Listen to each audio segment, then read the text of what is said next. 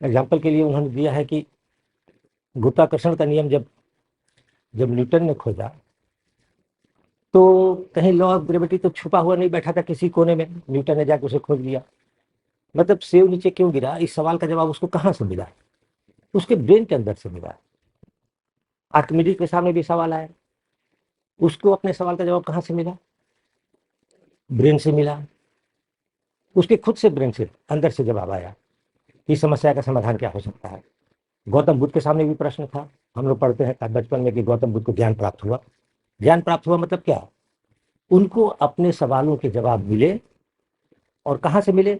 उनके दिमाग के अंदर से मिले। इससे साबित होता है कि आपके सभी प्रश्नों का जवाब हर इंसान के दिमाग के अंदर है। आप अपने दिमाग के अंदर जाकर अपने प्रश्नों के जवाब कैसे खोजते हैं, इसके लिए माइंड ट्रेनिंग, इसी के लिए सीखना पड़ता है। इसी को प्रशिक्षण बोलते हैं। किसी को अपने सवाल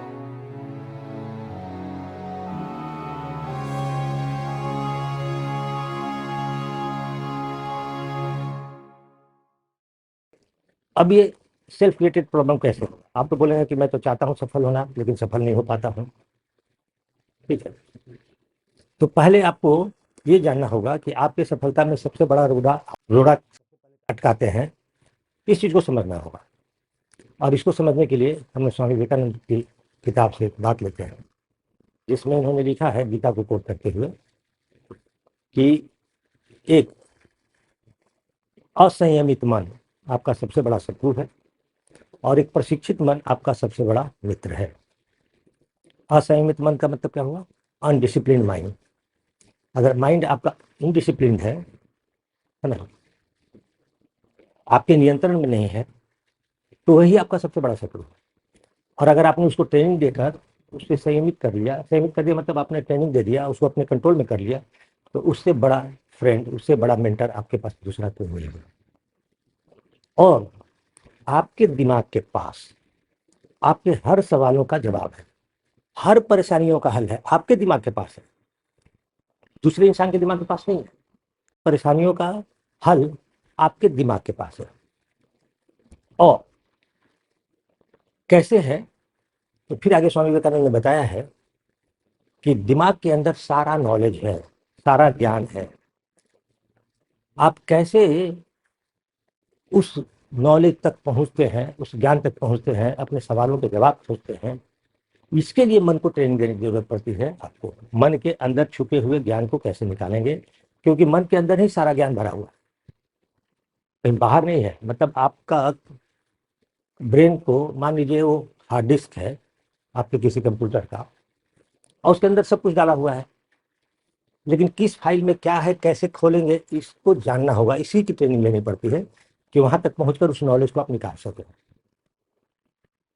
एग्जाम्पल के लिए उन्होंने दिया है कि गुरुत्वाकर्षण का नियम जब लॉ ऑफ ग्रेविटी जब न्यूटन ने खोजा तो कहीं लॉ ऑफ ग्रेविटी तो छुपा हुआ नहीं बैठा था किसी कोने में, न्यूटन ने जाकर उसे खोज लिया। मतलब सेब नीचे क्यों गिरा, इस सवाल का जवाब उसको कहाँ से मिला? उसके ब्रेन के अंदर से मिला।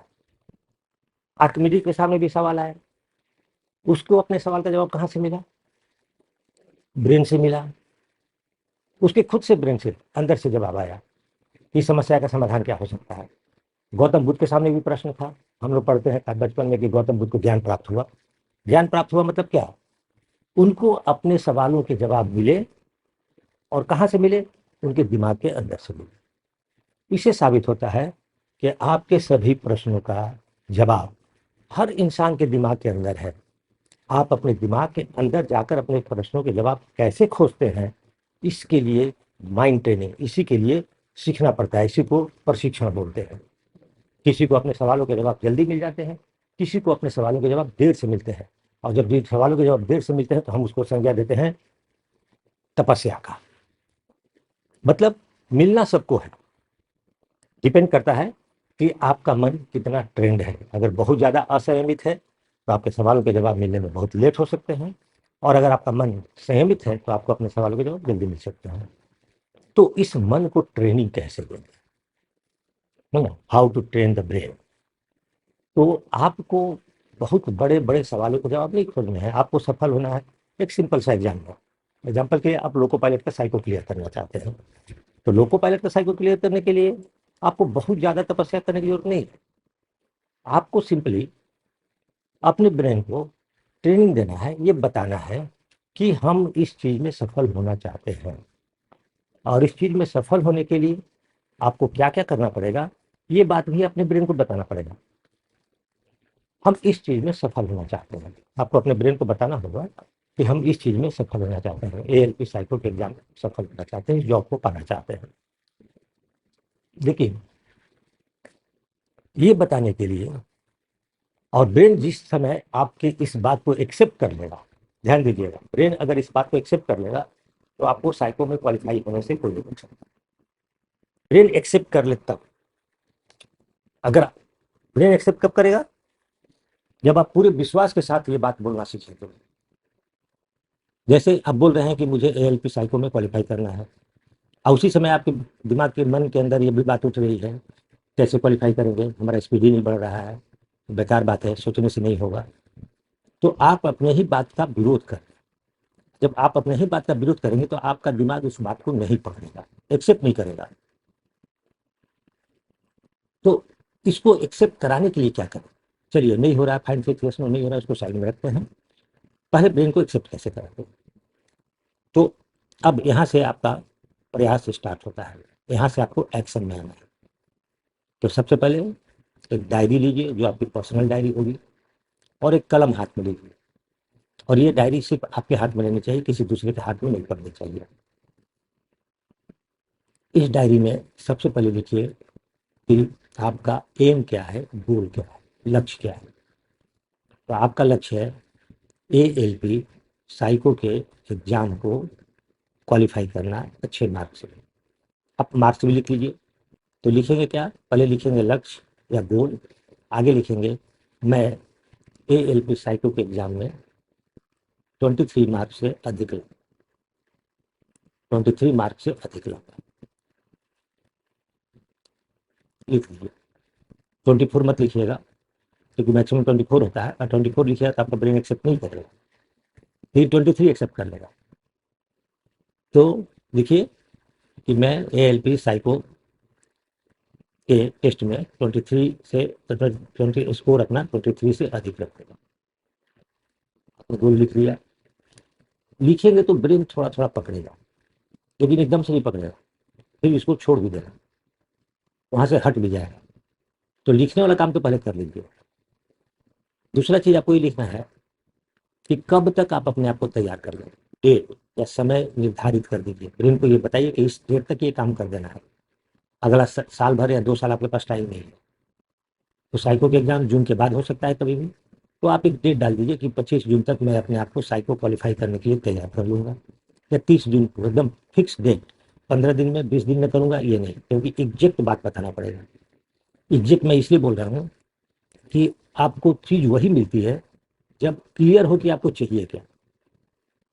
अगर आप मॉल में गए, आपके पॉकेट में 25,000 रुपया भी है, मॉल में गए और आप क्लियर ही नहीं है कि क्या खरीदना है, तो बिना कुछ खरीदे बाहर।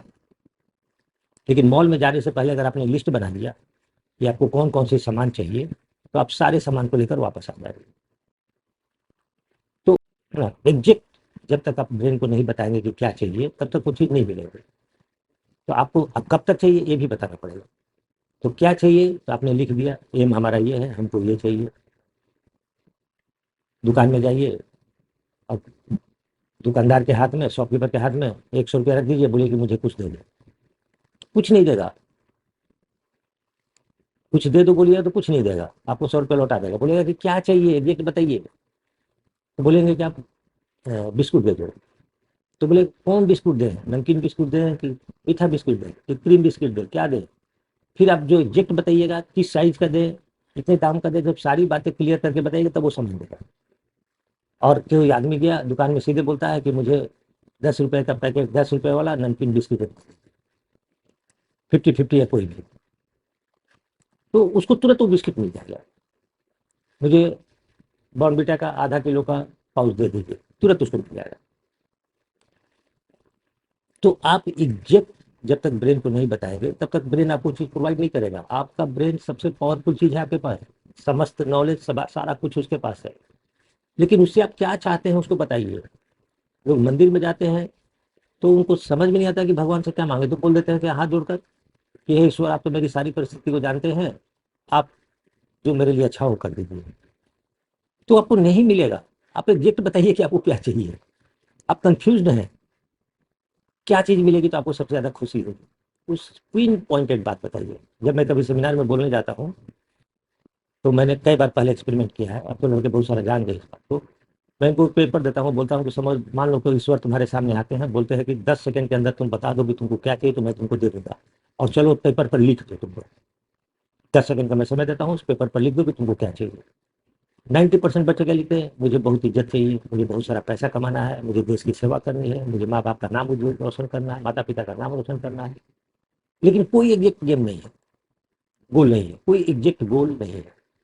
लेकिन अगर वो लोग बोलते हैं कि हाँ मुझे डॉक्टर बनना है, मुझे सॉफ्टवेयर इंजीनियर बनना है, इंजीनियर ही नहीं बनना है, सॉफ्टवेयर इंजीनियर बनना है, मुझे आईआईटी से सॉफ्टवेयर इंजीनियर करनी है, मुझे मुंबई आईआईटी से सॉफ्टवेयर, मतलब जितना ज़्यादा पॉइंटेड करते जाएंगे अपने उनको, उतना ही आसानी से उसको पा भी लेंगे। तो अपने लक्ष्य को भी पॉइंटेड करके लिखना है, और टाइम भी डिसाइड कर लेना है कि कब तक ये आपको काम करना है। ये 2 काम कर लिए। एक तीसरा और इम्पोर्टेंट, दुनिया में कोई भी चीज़ मुफ्त नहीं मिलती, आपको उसकी कीमत चुकानी पड़ेगी, कॉस्ट प्राइस। और ये कीमत रुपए पैसे में ही नहीं, ये तो बहुत छोटी सी बात होगी। आप कहीं 2,000 2,500 5,000 या 10,000 रुपये का कोर्स ज्वाइन कर लेते हैं, ये बहुत मामूली बात है। आप कीमत रुपए पैसे के टर्म में ही नहीं चुकाएंगे, आपको बहुत सारी कीमत चुकाने पड़ेंगे। आप बोलते हैं कि मैं इस चीज़ को किसी भी कीमत पर पाऊंगा, किसी भी कीमत को जब बोलते हैं तो वहाँ रुपया पैसा ही नहीं रहता है। आपको अपने कॉन्टैक्ट की कीमत चुकानी पड़ सकती है। जैसे आप दोस्त के शादी में नहीं गए, किसी के बर्थडे पार्टी में नहीं गए, तो आप कीमत चुका रहे हैं, आप उसकी नाराजगी मोल ले रहे हैं। ठीक है, लेकिन एक बार अगर आप सक्सेसफुल हो जाएंगे तो सब कुछ समाप्त हो जाएगा और सब आपके फेवर में हो जाएंगे। लेकिन आपको तो खुद पर विश्वास होता नहीं, आपको लगता है कि ऐसा नहीं कि मेरा रिजल्ट भी नहीं निकला और उसके शादी में नहीं गए तो जिंदगी भर बोलते रहेगा कि तुम रिजल्ट भी नहीं निकाले और मेरे शादी में भी नहीं आए, मतलब आपको अपने ऊपर अविश्वास है। जब आपको खुद अपने ही ऊपर अविश्वास है तो आपको क्या लगता है कि रेल मंत्रालय आपको, आप पर भरोसा करके 400-500 यात्रियों की जीवन जिंदगी को आपके हाथ में कैसे सुपुर्द करेगा। आपको तो खुद पर ही भरोसा नहीं है। तो ऐसी परिस्थिति में आप क्या करें, आपको कीमत चुकाना पड़ेगा। आपको मनोरंजन की कीमत चुकानी पड़ेगी। इंस्टाग्राम पे नहीं जाएंगे, फेसबुक पे नहीं जाएंगे, यूट्यूब शॉर्ट्स नहीं देखेंगे। और आप अगर बोलते हैं कि नहीं देखेंगे तो ब्रेन को इंटरटेनमेंट भी चाहिए। ये लॉजिक होता है आप लोगों का कि ब्रेन को इंटरटेनमेंट चाहिए। तो ब्रेन को अगर अपने लक्ष्य की तरफ बढ़ने में इंटरटेनमेंट नहीं मिल रहा है तो इसका मतलब क्या हुआ, वो गलत रास्ते पे जा रहा है। पेंटर को पेंटिंग बनाने में मज़ा नहीं आया, एजुकेटर को पढ़ाने में मज़ा नहीं आया,